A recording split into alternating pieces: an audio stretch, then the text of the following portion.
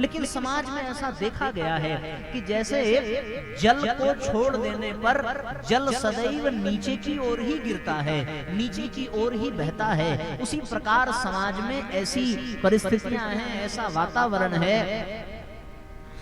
ऐसा समय चल रहा है कि व्यक्ति स्वभावतः बुरे कर्मों की ओर बड़ी तीव्रता से लुढ़कता चला जाता है।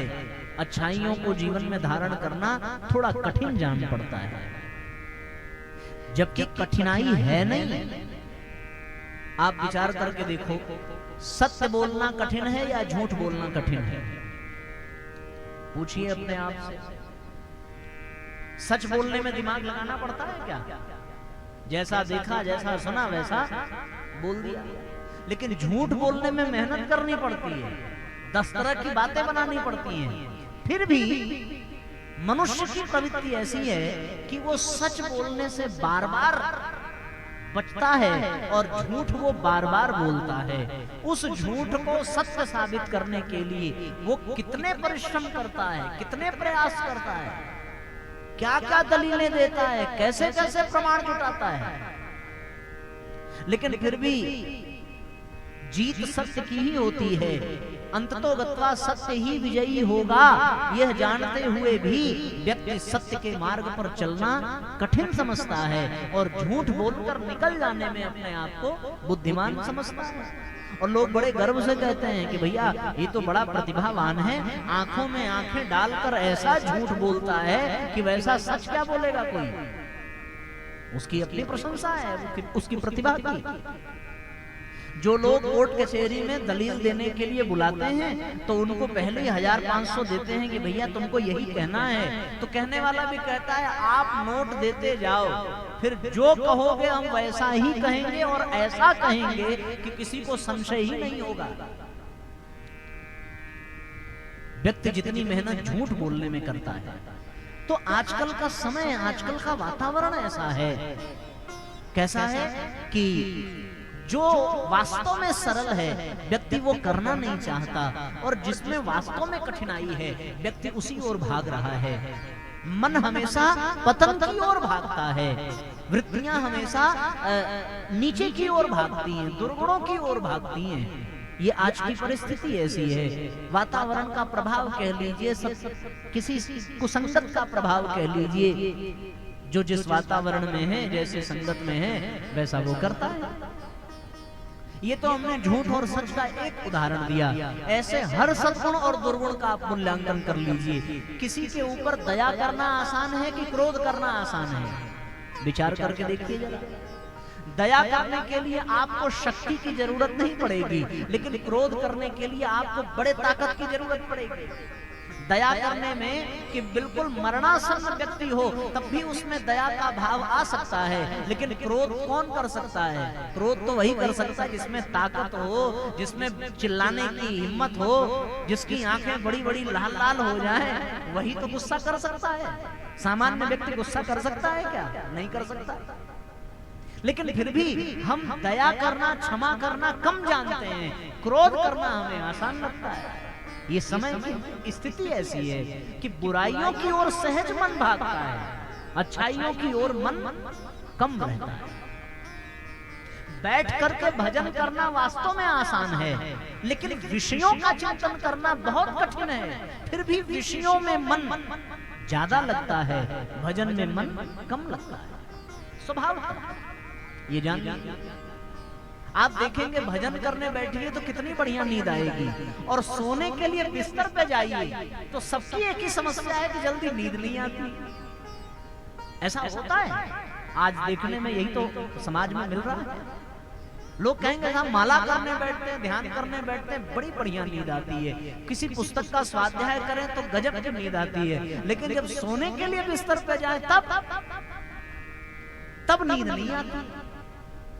सोना आसान है, भजन करना आसान है, लेकिन उसमें नींद आ रही है। तो कहने का तात्पर्य ये है कि अच्छाइयों की ओर हमारी वृत्ति बहुत कम है। आज का समय ऐसा है, पर बुराइयों की ओर बहुत वृत्ति है। लोग कहते हैं साहब महंगाई बढ़ गई है, फिर भी अगर आंकड़े निकाल करके देखे जाएं तो आज भी हमारे गांव समाज में दूध से ज्यादा शराब बिक रही है। दूध महंगा है कि शराब महंगी है? कौन कह रहा है कर्जा लेकर के शराब पीने को? बढ़िया दूध पीते, दूध में स्वाद भी अच्छा आएगा। किशमिश डाल लो भैया, मलाई डाल लो, केसर डाल लो, कुछ भी डाल लो, ड्राई फ्रूट्स डाल लो, मीठा डाल लो, अलग अलग स्वाद बना करके दूध से खीर बना लो। लेकिन आदमी को शराब की लत लग जाती है। सोचो जरा।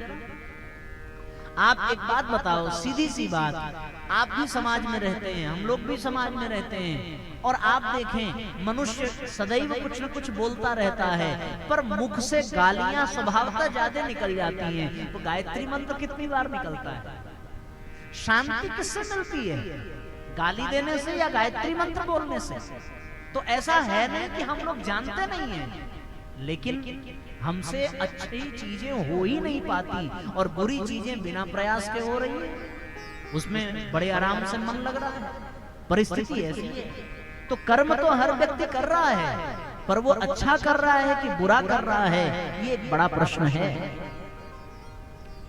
और परिणाम देख करके निकलता है, प्रमाण देख करके ये निष्कर्ष निकलता है कि बुराइयों की ओर मन तेजी से भागता है, अच्छाइयों की ओर मन कम भागता है।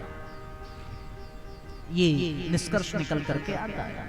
इसलिए हम सबके जीवन में एक बड़ा संकट है कि कहीं हम भी बुराइयों में न फंस जाएं, क्योंकि इतिहास में पन्ने भरे पड़े हैं।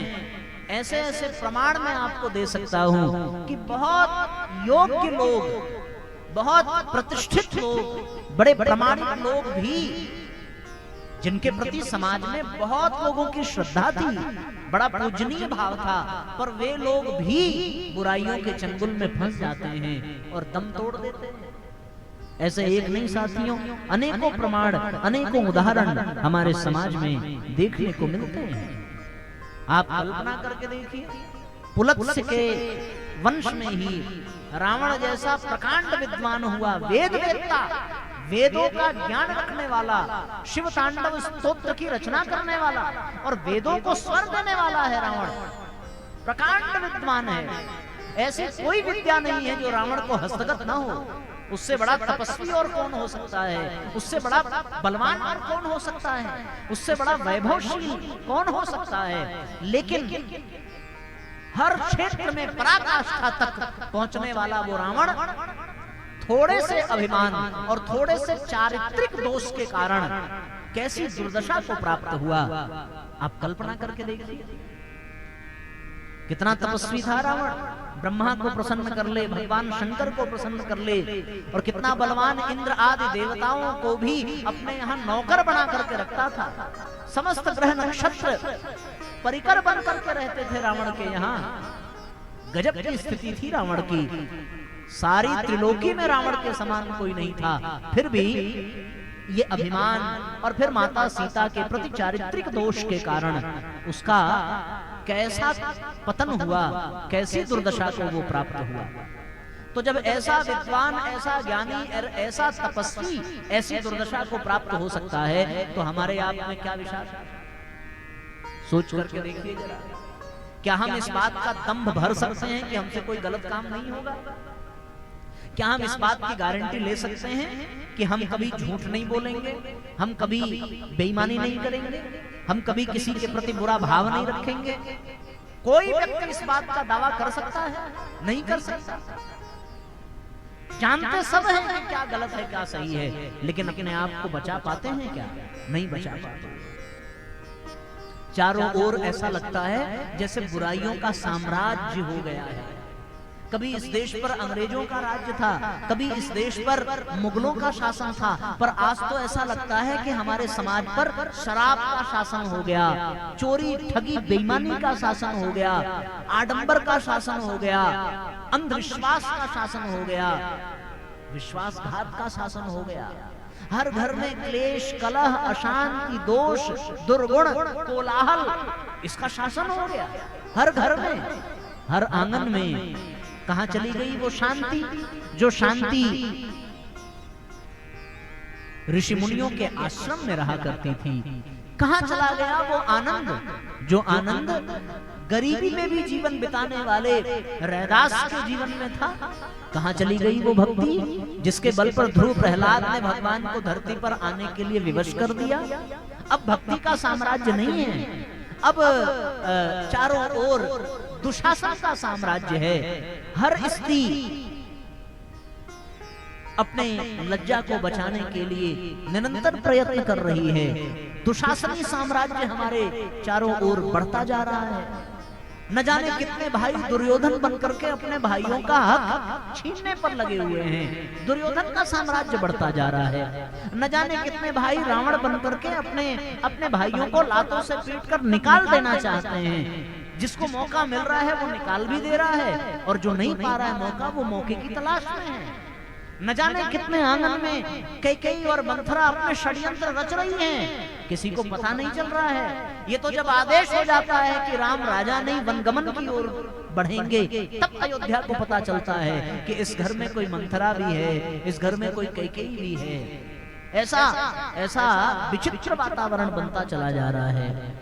दुर्गुणों का साम्राज्य बढ़ता जा रहा है, कलुष कालिमा का साम्राज्य बढ़ता जा रहा है। मनुष्यता विकल है, रो रही है। चारों ओर स्थिति बड़ी भयावह है। ऐसी स्थिति में साथियों विचार करने की बात है कि जब चारों ओर आग लगी है तो क्या हम अपने घर को जलने से बचा पाएंगे? बहुत मुश्किल है, बल्कि असंभव सा दिख पड़ता है। आज हम इस बात का दावा नहीं कर सकते, कभी नहीं कर सकते कि हमारा बच्चा घर से बाहर जा रहा है तो वो किसी नशे में नहीं फंसेगा, अथवा वो किसी लड़की को गलत दृष्टि से नहीं देखेगा। हमारी बेटी घर से बाहर जा रही है तो हम इस बात की गारंटी आज नहीं ले सकते कि न जाने कब उसके भीतर सुर्पणखा जैसा दुर्गुण जागृत हो जाए। कहा नहीं जा सकता। कौन चाची, माई, दादी, किसके मन में कैकेयी जग जाए, किसके मन में धन का प्रलोभन आ जाए? कुछ कह सकते हैं? कभी नहीं कह सकते। मनुष्यता विकल है, मनुष्यता लूटी जा रही है, बर्बाद होती जा रही है। ऐसी परिस्थिति में हम ये दावा कर ही नहीं सकते कि हम सदैव अच्छे कर्म करने वाले बनेंगे, हमसे कोई पाप नहीं होगा, हमसे कोई बुरा कर्म नहीं होगा। स्थिति बड़ी भयावह है।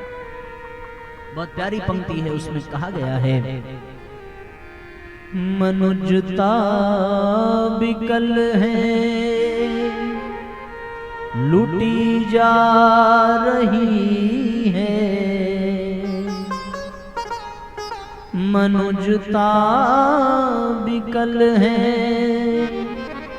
लूटी जा रही है।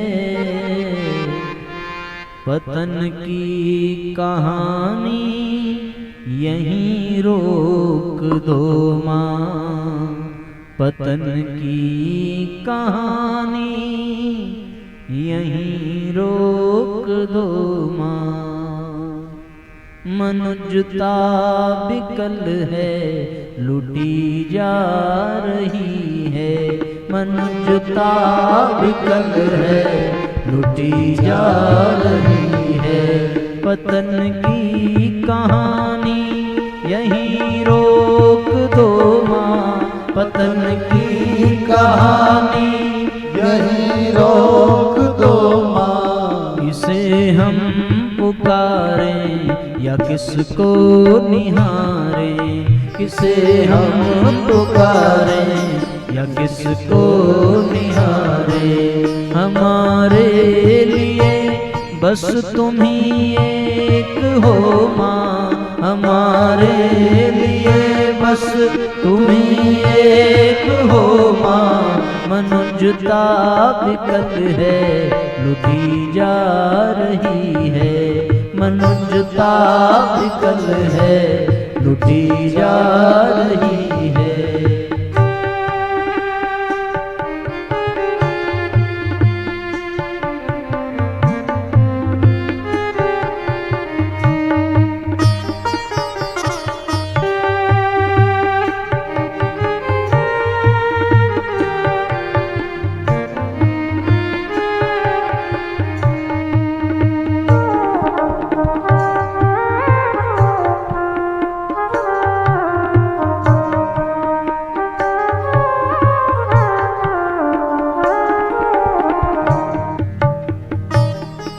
मिली बुद्धि तुमसे इन्हें माँ अनोखी, मिली बुद्धि तुमसे इन्हें माँ अनोखी, उसी से स्वयं को ठगे जा रहे हैं, उसी से स्वयं को ठगे जा रहे हैं। मिली शक्ति भारी तुम्हीं से इन्हें जो, मिली शक्ति भारी तुम्हीं से इन्हें जो, उसी से स्वयं पर कहर ढा रहे हैं, उसी से स्वयं पर कहर ढा रहे हैं।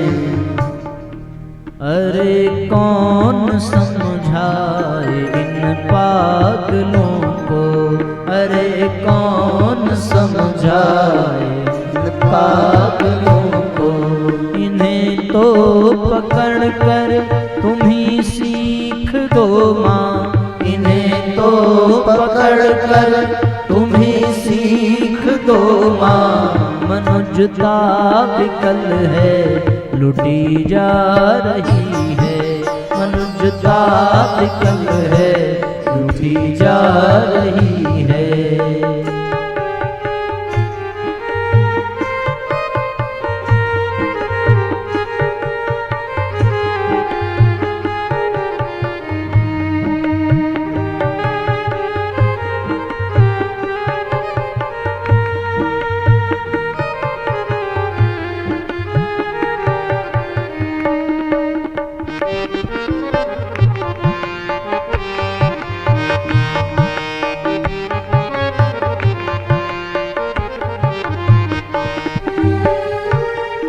तुम्हीं से मिली जिंदगी इस मनुज को, तुम्हीं से मिली जिंदगी इस मनुज को, भटकते न जाने कहाँ घूमते हैं, भटकते न जाने कहाँ घूमते हैं। सभी कुछ इन्हें याद रहता जगत में, सभी कुछ इन्हें याद रहता जगत में। हुआ क्या इन्हें जो तुम्हें भूलते हैं, हुआ क्या इन्हें जो तुम्हें भूलते हैं।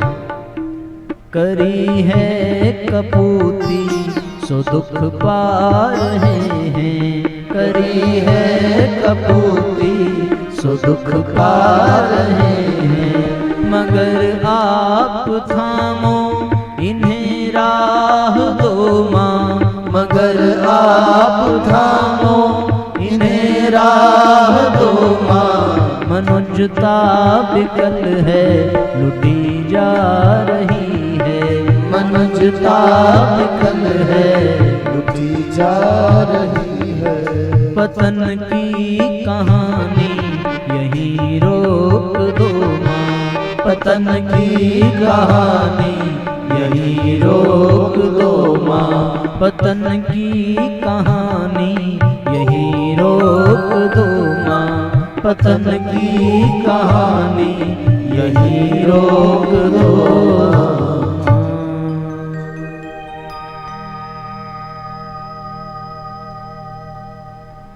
मनुष्यता खतरे में है क्योंकि चारों ओर दोष दुर्गुण का ही साम्राज्य दिखाई पड़ता है। और जब बड़े बड़े विद्वान, बड़े बड़े महापुरुष दोष दुर्गुणों में फंस गए तो हम सभी सामान्य मनुष्यों की स्थिति क्या है। द्रोणाचार्य, कृपाचार्य, पितामह भीष्म बड़े धर्मात्मा थे, बड़े पुण्यात्मा थे, कोई दोष था नहीं था, लेकिन द्रौपदी के चीरहरण में ये कुछ कर पाए? विरोध तक न करते बना। विरोध भी न कर सके होते तो कम से कम उस स्थान को छोड़कर हट तो गए होते, उसके साक्षी न बनते। कौन सा दोष था इनके अंदर? जबकि द्रौपदी निर्वस्त्र होती जा रही है, चीख चीख कर पुकारती जा रही है, उसके बाद भी इनसे कुछ करते बना नहीं बना। ऋषि विश्वामित्र गायत्री की कितनी कठोर साधना, कितनी कठोर तपस्या कर रहे हैं, लेकिन एक अप्सरा आकर के उनके समस्त चरित्र का सर्वनाश कर देती है। स्वयं को बचा पाते हैं? नहीं बचा पाते।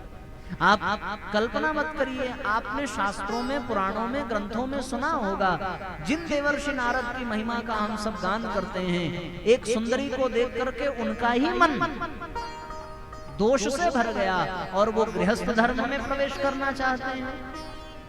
ऐसे बड़े बड़े महात्मा कैसी कैसी दुर्दशा को प्राप्त हो रहे हैं, आप कल्पना करके देखिए। ये सब सिद्ध आत्मा है, ये सब भगवत प्राप्त आत्मा है, और इनकी ऐसी दशा होती जा रही है। तो फिर साथियों, हम सभी छोटे मोटे लोग कैसे इन दोष दुर्गुणों से बच पाएंगे?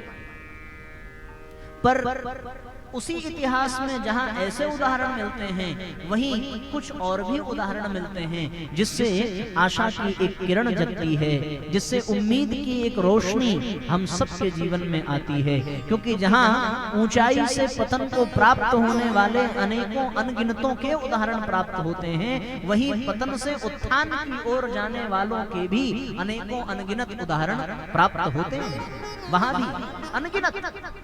अगर हम गहराई से झांक करके देखें तो कोई बहुत निकृष्ट स्तर का ही व्यक्ति था, जो किसी चांडाल कुल में जन्म लेकर के आया, पर अपनी साधना, अपनी तपस्या के कारण वो इस संसार में ब्रह्मर्षि वाल्मीकि के नाम से प्रसिद्ध हुआ। उल्टा नाम जपत जग जाना, वाल्मीकि भय ब्रह्म समाना।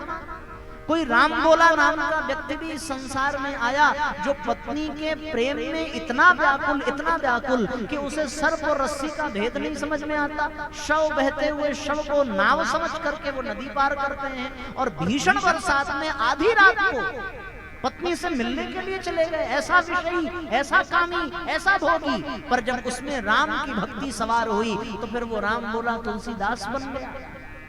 ये परिवर्तन हुआ कि नहीं हुआ? आप कल्पना करके देखिए, सूरदास जिनका पूरा जीवन विषय भोगों में बीता, पर जब उनके भीतर कृष्ण की भक्ति जगी और प्रायश्चित जगा, तो अपने ही हाथों अपने दोनों नेत्रों को फोड़ते उनको देर न लगी, और वो सूरदास के कल्याण की कथा हम सुनते हैं। तो सूरदास का अपना ही कल्याण नहीं हुआ, बल्कि उनके पदों को गाने वालों का उद्धार हो गया। परिवर्तन कभी भी हो सकता है, उत्थान कभी भी हो सकता है। जीवन में अच्छे परिणाम कभी भी आ सकते हैं। परिवर्तन के लिए हमें सजग होना होगा, तैयार होना होगा, कमर कसनी पड़ेगी। वरना जब बड़े बड़े लोग बुराइयों में बहते चले गए, बाद में वो संभले जरूर हैं, लेकिन फिसल तो गए, इसमें कोई दो राय नहीं है। बाद में तो वो संभल गए, लेकिन वो संभल गए तो हमें कौन संभालेगा? वो तो सिद्ध थे, वो तो योग्य थे, वो तो भगवत प्राप्त थे, सो वो तो संभल गए, पर हमारा क्या होगा? हम कहां जाएंगे? क्या इस मनुष्य देह को पाने के पश्चात भी हम भगवत कृपा से दूर ही रह जाएंगे क्या? वह मनुष्य शरीर जिसे 84 लाख योनियों में सर्वश्रेष्ठ कहा गया है, जिसे भगवत प्राप्ति के लिए सर्वोत्तम साधन बताया गया है, उस मनुष्य देह को पा लेने के पश्चात भी हम कीड़े मकोड़ों की तरीके से इन दोष दुर्गुणों में बिलबिलाते रहेंगे, तड़पते मरते रहेंगे, बार बार जन्म लेकर के कष्ट पाते रहेंगे। क्या ऐसा ही जीवन व्यर्थ हो जाएगा क्या? इस पर विचार करने की आवश्यकता है, इस पर सोचने की आवश्यकता है। इस बार जन्म मिला और हम बूढ़े हो गए, मृत्यु के नजदीक आकर के हम खड़े हो गए, पर आज तक हमें ईश्वर का दर्शन न हुआ, उस दिव्य आनंद की अनुभूति न हुई जिसके विषय में संत और भक्तजन कहते हैं, तो क्या फिर हमारा ये मनुष्य जीवन सार्थक हुआ? नहीं हुआ। हम मनुष्य जन्म पाकर के भी अपने जीवन को बर्बाद करते जा रहे हैं। क्यों बर्बाद करते जा रहे हैं? कारण क्या है? क्योंकि हमारे जीवन में हमारी जो गति है वो गति पतन की ओर है, दोष दुर्गुणों की ओर है। और आप अपना मूल्यांकन करके देखिए, जैसा मजा, जैसा आनंद आपको बचपन में था, वैसा अब है? वैसी शांति मिली क्या बचपन के बाद? नहीं, बाल पक गए। मैं केवल जो बुजुर्ग हैं उनके लिए नहीं, हमारे भी पक गए हैं भैया। हाँ, 10-20 बाल हमारे भी पके हैं, अब पकने शुरू हो गए हैं तो पकते ही जाएंगे, उनको रोका तो नहीं जा सकता। हो सकता है 5-7 साल में हम भी पूरे सफेद हो जाएं। तो कहने का तात्पर्य ये है कि अपना ही मूल्यांकन करें। जैसी शांति, जैसा धैर्य, जैसा आनंद बचपन में था वैसा अब है। जो चैन की नींद हम लोग बचपन में सोते थे वो अब सो पाएंगे क्या? क्या बचपन में सोने से पहले ये विचार करते थे कि जमीन पे सोएं, कि खाट पे सोएं, कि गोद में सोएं, कि बेड पे सोएं? क्या गजब का विश्वास था माता पिता के ऊपर। जहां नींद आई वहीं सो गए, पर आंख खुली तो माँ की गोद में आराम कर रहे थे। वो आनंद, वो विश्वास आज है जीवन में? नहीं है। वो शांति नहीं है, वो सुकून नहीं है, वो सच्चाई नहीं है। पहले तो हमारे बचपन में इतनी सच्चाई होती थी कि दुनिया वाले हमें बुराई करने के लिए सिखाया करते थे। हाँ, कोई बच्चा सच बोल दे कि कल मम्मी पापा में झगड़ा हुआ था तो मम्मी पापा ही बच्चे को सिखाने लगेंगे कि बेटा ऐसे नहीं बोलते, यहाँ सच मत बोलना, वहां झूठ बोलना सिखा रहे हैं। बच्चा इतना निर्मल, इतना पावन, इतना पवित्र है कि वो इस समाज में रहने लायक नहीं है, लेकिन समाज वाले अपने ही जैसा उसको धीरे धीरे धीरे धीरे बना देते हैं। वो भी झूठ बोलना सीख लेता है, वो भी गाली देना सीख लेता है। भला पेट से वो सीख के आता है क्या गालियां? लेकिन उसको गुस्सा करना सिखा देते हैं, गाली देना सिखा देते हैं, बुरा बर्ताव करना सिखा देते हैं। हम जो कर रहे हैं वही वो सीखेगा। तो हम तो धीरे धीरे पतन की ओर जा रहे हैं। कैसी अनासक्ति का भाव था बचपन में। क्षण भर में एक खिलौना पसंद आया और आधे घंटे बाद बच्चा कहीं और, खिलौना कहीं और। पर आज हमारी कोई चीज थोड़ी सी खो जाए, बच्चा तो भूल गया। एक खिलौना है, कल फिर मिलेगा, नहीं मिलेगा, लेकिन हमारी कोई चीज खो जाए तो हम पूरा घर सिर पे उठा लेते हैं। क्यों? क्योंकि उस वस्तु के प्रति कितनी आसक्ति है, कितनी आसक्ति है कि हम उसके बिना जी नहीं सकते, उसके बिना हमें चैन नहीं मिलेगा। बचपन में न जाने कितने कपड़े फट गए, कभी किसी बच्चे ने कोई शिकायत की, क्षण भर आंसू गिराया होगा, फिर अपनी धुन में मगन हो गया। पर आज हमारी कोई साड़ी फाड़ दे, कोई ननद, कोई जेठानी उस पर कोई दाग लगा दे, तो ये बात जीवन भर याद रहती है। और आदमी मौका तलाशता है कि इसकी भी कपड़े में दाग लगाऊंगा, लगाऊंगी, जो भी हो जैसा बदला चुकाने के लिए। बच्चे के मन में कोई बदले का भाव रहता है क्या? नहीं। जैसा मन, जैसा चिंतन, जैसा अंतःकरण, जैसी भावना, जैसी पवित्रता बचपन में थी वैसी अब है नहीं है। अब तो चिंता में हम डूबे जा रहे हैं। इसलिए साथियों, हमारा क्रम बढ़ तो रहा है, जीवन बढ़ तो रहा है, पर पतन की ओर, तनाव की ओर, चिंता की ओर, अवसाद की ओर, बुराइयों की ओर। आप अपना मूल्यांकन करिए कि हम पहले अच्छे थे कि अब अच्छे हैं, तो निष्कर्ष बड़ा भयावह निकलेगा। इसलिए अपने आप को बचाने की आवश्यकता है, और अपने आप को बचाने के लिए ही हमें केवल उन उदाहरणों की ओर नहीं देखना है जो कभी बुरे कर्म में फंस गए, बल्कि उन उदाहरणों पर भी देखना है कि जो बहुत बुरे थे। वो अंगुलीमाल डाकू बौद्ध का अनुयायी बन गया, वो वेश्या गणिका भगवान की भक्त बन गई, वो अजामिल नीच कर्म करता था ब्राह्मण योनि में आकर के भी, पर कैसे भगवान के पार्षदों का दर्शन पाया। तो जब अजामिल बदल गया, अंगुलीमाल बदल गया, वो गणिका बदल गई, वो आम्रपाली बदल गई, सूरदास कोई बन गया, कोई तुलसीदास बन गया, तो फिर हम लोग क्यों, किसका इंतजार कर रहे हैं? क्यों हाथ पे हाथ धर करके बैठे हैं? कुछ तो करना पड़ेगा। अगर आज हम बुरे नहीं हैं तो कहीं हो ना जाए, इसलिए ध्यान रखना पड़ेगा।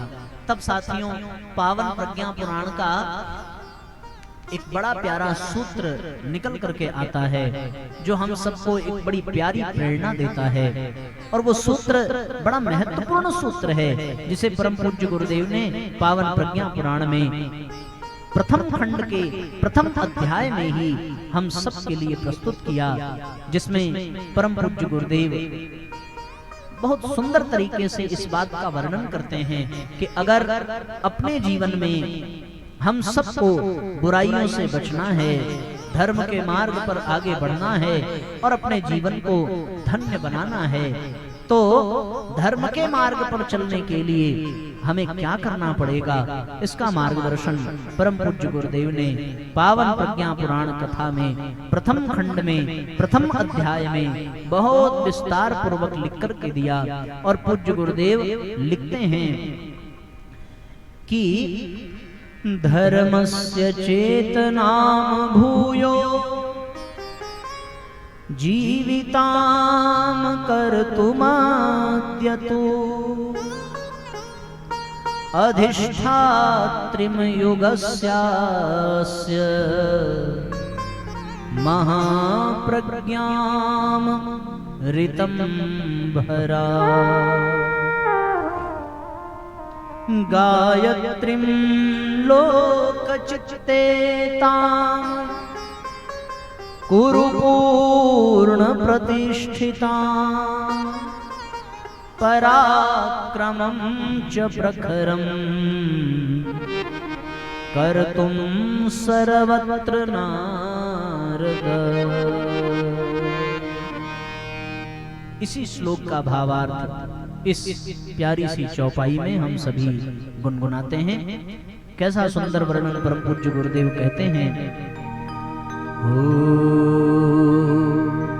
धर्म भाव जागे मन माही, धर्म भाव जागे मन माही, धर्म भाव जागे मन माही, धर्म भाव जागे मन माही। गायत्री बिनु संभव नाही, गायत्री बिनु संभव नाही।